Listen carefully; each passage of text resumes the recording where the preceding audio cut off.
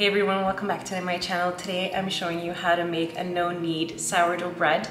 It's something that might seem that it might be overwhelming or hard to do, but I'm here to show you that it's such a simple process. Once you've done it 2 or 3 times, it'll become second nature almost. I'm always still learning too as I'm making this bread, but it's pretty forgiving and you don't need much hands-on time, which is what I love about this bread. You just need some time for your starter to rise in the morning, and then really once your starter is ready to go, you mix all your ingredients, stretch and fold a few times, and then you let it be. You just let it rise, and then you're able to put your bread in the oven later on in the day, or you could pop it into the fridge and have fresh bread in the morning. And all you need for this bread is some all-purpose flour, some fine sea salt, your starter of course, a cast iron Dutch oven, a couple of bowls, one to mix your dough in and one to let it rise, some parchment paper, and yes, your measuring cups. So I use no discard sourdough starter. So how I started the process of making this bread is I had my sourdough starter in the fridge last night, and so I took it out and gave it a first feed, and I allowed that to rise overnight. And then first thing this morning what I did is, again, I fed it another time, and as the sourdough starter was starting to rise and was nice and bubbly, I used that to start my bread. Also, something to keep in mind timing wise is you want to start feeding your starter earlier in the day if you can. That way the starter has time to rise. That could take a couple hours depending on how warm your home is. You can speed up the process by putting it in the oven or in a warm spot, like a nice sunny spot by the window. Just be careful with that because it can rise a little quicker than expected, and then it starts to drop, and then it loses its power to help the bread rise. So just be careful with that, but that's an option as well. So the entire process, essentially, you feed your starter in the morning. That's 2 or 3 hours, and then you are ready to start your bread. So you're gonna incorporate all your ingredients, and then you're gonna do 3 sessions of stretch and pull. So essentially, you're gonna let your dough rest for 20 minutes initially, and then you're gonna let it rest for 3 15-minute sessions. And then you need to let your dough rise another 2 to 3 hours until it's doubled in size. So I'm gonna show you guys what the next step is after you've finished feeding your sourdough starter in the morning and you've let it rise for a couple hours. You wanna start off by measuring 1.5 cups of water. And then you want to put about 1/2 cup of starter. You can measure this out if you want. I've done it so many times that I can kind of eyeball it, and it's pretty forgiving when it comes to the sourdough. You just want to make sure it's nice and bubbly and it's rising. It hasn't lost its bubble, so its strength. So you want to catch it on the way up and not as it's starting to fall. So you're going to put about 1/2 cup of the starter in your water. And then what you want to do is start mixing this and incorporating it until it's more or less all dissolved. I'm also going to add a tablespoon of fine sea salt.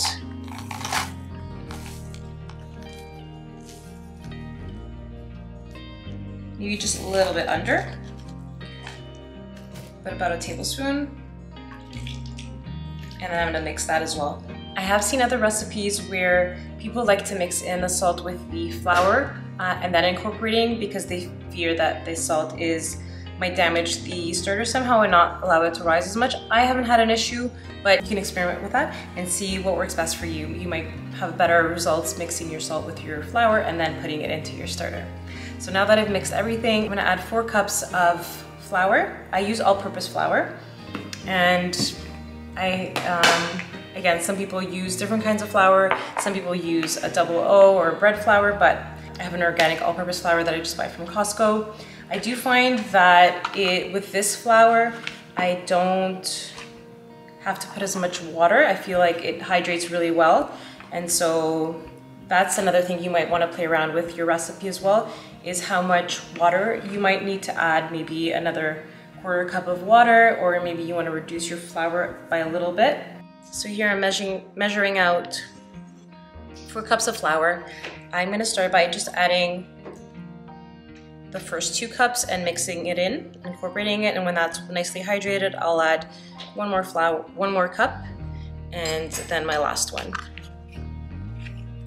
With any kind of baking, you want to avoid just taking your measuring cup and scooping out the flour. It's always best to have another scoop or like a spoon maybe that you can take the flour and put it into your measuring cup. That way you're not compacting the flour that's in your measuring cup and you have the right amount.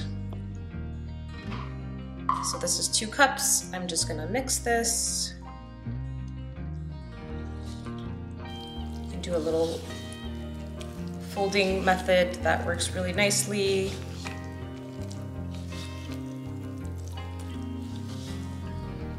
And now I can go ahead and add my other 2 cups. You always want to level out your flour, make sure you're getting a precise measurement for your flour.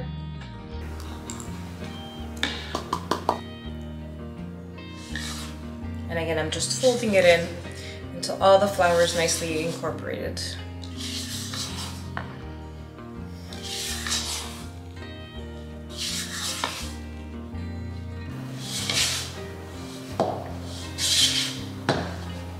You can definitely use your hands at this point. I just have gotten into the habit of using a big spatula. It makes things a little neater for me, but I will definitely get my hands in there in a little bit. So you want to just keep incorporating your dough until most of the flour is incorporated in. And it might seem a little bit dry in the beginning. You might think that you need to add a little bit of water, but that's why you're gonna allow your dough to rest for about 20 minutes, and this will really allow the flour to get hydrated and become nice and stretchy.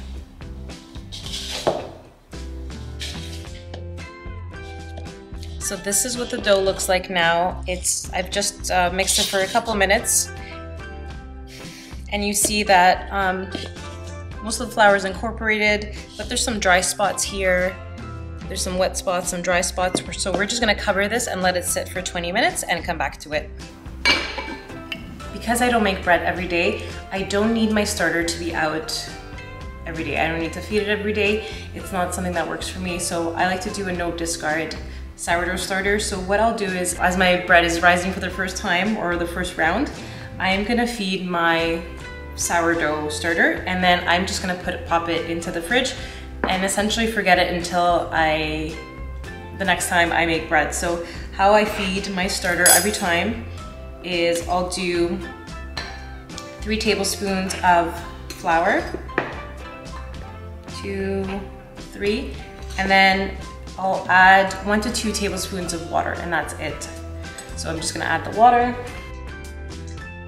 So I said 1 to 2 tablespoons because again, your flour may vary on how well it gets hydrated, and so what you're looking for is a thick paste essentially, because you want those nice big bubbles when you're making your bread. So now I'm just gonna mix everything, and then I'm gonna take a warm hand towel and just clean off the sides so I'm not left with any crusty sourdough starter left over on the sides, and then it just makes it messy. I think that's pretty important to just mix it well and then clean off the sides so you can have a clear view of how your starter is doing. So now that my jar is nice and clean, I can just pop it into the fridge and forget it. I've left it in the fridge for about 2-3 weeks and nothing's, without feeding it, just ignoring it, and nothing's happened. It's worked out great. You might see it blackening a little bit, but you can just mix that in and you won't have any issues. It works just fine. It's still alive, it's still good. If you guys are interested, I can make a video about how I started my sourdough starter and how I maintain it without having any discard. So if you're interested in that, let me know in the comments down below. It's been about 20 minutes and this is what my dough looks like now. It's had time to hydrate, and then I can just go ahead and make the first stretch and pull. You literally just want to take it from the sides, stretch it over, turn around and do that 3 or 4 times. So this is the 4th time. Just gonna stretch it over. I'm gonna cover it again and let it sit for another 15 minutes. It is now 15 minutes later, so I'm gonna do my second stretch and fold. So again, I'm just gonna take it from the side, stretch it, pull it over, turn the bowl around, and do the same another 3 times. So 3 to 4 times total. So you can really see how the dough is becoming smoother as the time is passing. It's really allowing the dough to relax and absorb all the moisture from the water. So we're gonna let it rest for another 15 minutes, cover it up, let it sit, and then we're gonna give it a final stretch and fold in 15 minutes before we let it do its final rise. This is now the third and final stretch and fold.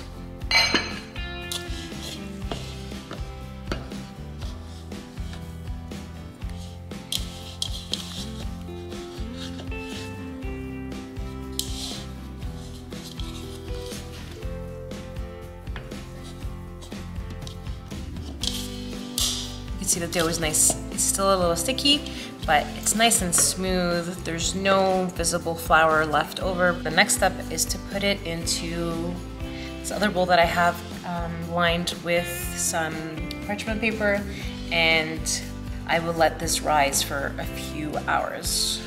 At this point, you have a few different options. You could either just leave it on a warm spot somewhere in the house and let it rise on its own, or you can put it in a sunny spot in the house, or even in the oven with the light on, so it's a nice warm environment and the dough will rise quicker.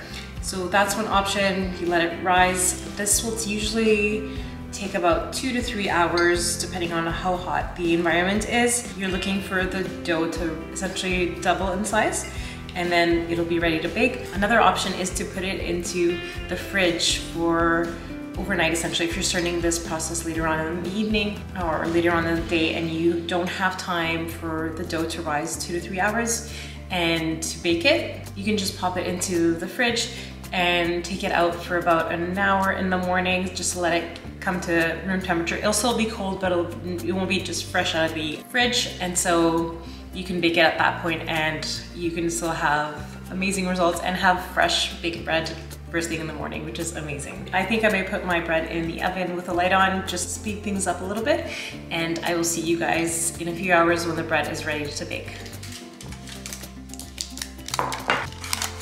It's now about 3 hours later, and this is what the bread looks like. It's doubled in size. Now that the bread is ready to be baked, I've placed my Dutch oven in the oven, and I'm preheating both at on convection at 425. And so once everything's heated up, I will place my bread in there and I'll bake it for about 20 minutes, maybe up to like 25 minutes at 425. And then I'm gonna reduce the heat and bake it at 400 for another 20 minutes or so. It's a bit of a range with the time depending on how hot your oven runs and how it cooks. And so that's where your experience will come in, and the more you bake the bread, the more you'll know how much time it needs.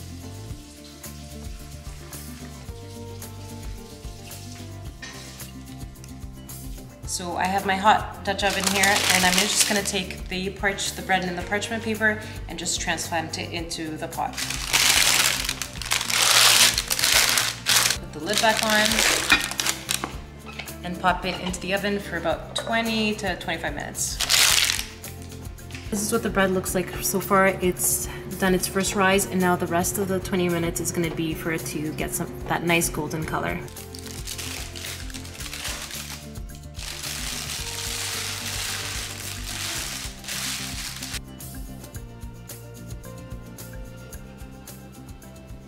I wish you guys could smell how amazing this bread smells right now. And it's super tempting to cut into it right away, but if you can, try and resist and wait until it's more or less cooled, because that way the moisture gets trapped into the bread and it's not released when you're cutting the bread. I know it's so satisfying seeing that steam release and having that warm bread with some butter, but if you can, just hold off, and that way you won't have a dry loaf of bread the next day. I won't blame you if you cut into it right away. I often do. Warm bread that's just been baked with some butter is one of the simple pleasures of life, so I won't tell you not to enjoy that.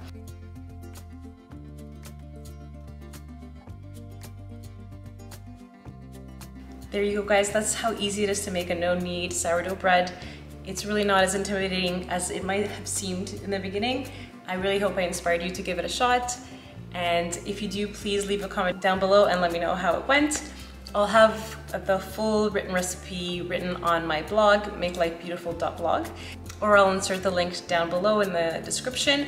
I really hope you give it a shot. If you're new here, I would love for you to subscribe and join us. I have new videos every Friday on homemaking, cooking, and cleaning, and I'll see you guys next week.